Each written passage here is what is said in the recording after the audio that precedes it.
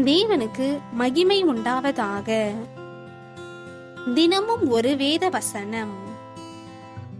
2 கொரிந்தியர் 13ஆம் அதிகாரம் 3ஆம் வசனம். அவர் உங்களிடமாய் பலவீனர் அல்ல, உங்களிடத்தில் வல்லவராயிருக்கிறார். கிறிஸ்துவுக்குள் பிரியமானவர்களே,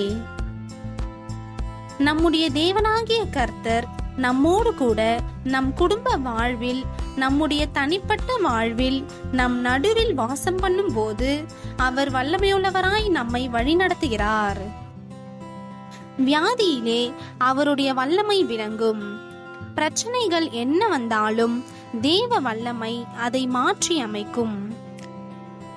மார்த்தாளுடைய சகோதரனாகிய லாசரு மரித்த பொழுது இயேசு அவனை எங்கே வைத்தீர்கள் என்று கேட்ட பொழுது, மார்த்தாள் 4 நாட்களாயிற்றே, இப்பொழுது திறந்தால் நாருமே என்று அவிசுவாசத்தோடு கூறினாள். ஆனால் இயேசு அவளை பார்த்து, நீ விசுவாசித்தால் தேவனுடைய மகிமையை காண்பாய் என்று அவள் கண் காண தம்முடைய வல்லமையை வெளிப்பட பண்ணி லாசருவை உயிரோடு எழுப்பினார். உங்கள் குடும்பத்திலே, தனிப்பட்ட வாழ்க்கையிலே அவர் பிரசன்னமாய் இருந்து இதே வல்லமையை வெளிப்படுத்த போதுமானவராக இருக்கிறார். அவரால் ஆகாதது என்ன இருக்கிறது? ஒரு தாய் ஓர் ஆண் மகனை பெற்றெடுத்தாள். ஆனால் அந்த குழந்தை சரீரத்தில் குறைவுகளோடு பிறந்திருப்பதை கண்டவுடன் அந்த தாய் மிகவும் சோர்வடைந்தாள். ஏனெனில் குழந்தையின் 2 கால்களும் வளைந்து உருமாறிய நிலையில் இருந்தது.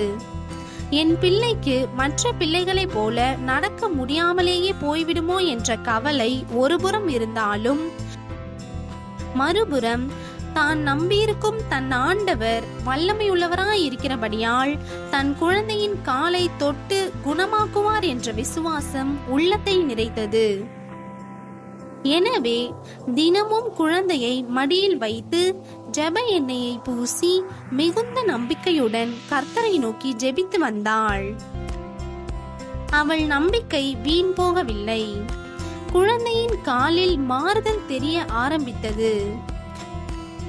சுருண்டு பின்னி கொண்டிருந்த கால்கள் மெதுமெதுவாக விலகி தனித்தனியே பிரிந்து தேவ வல்லமையால் நாளடைவில் மற்ற குழந்தைகளின் கால்களைப் போல மாறின.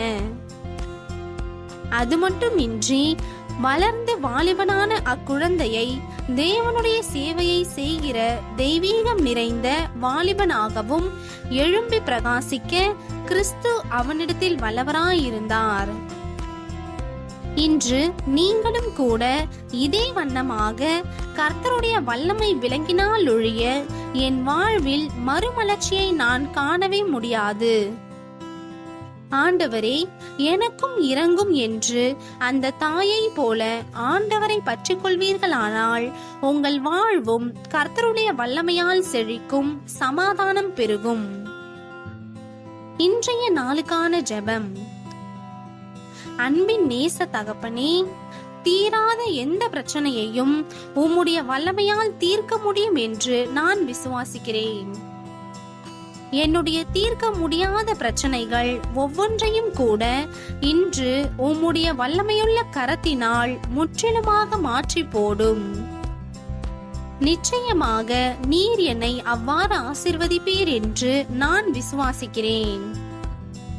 இயேசுவின் நாமத்தில் பிதாவே, ஆமேன்.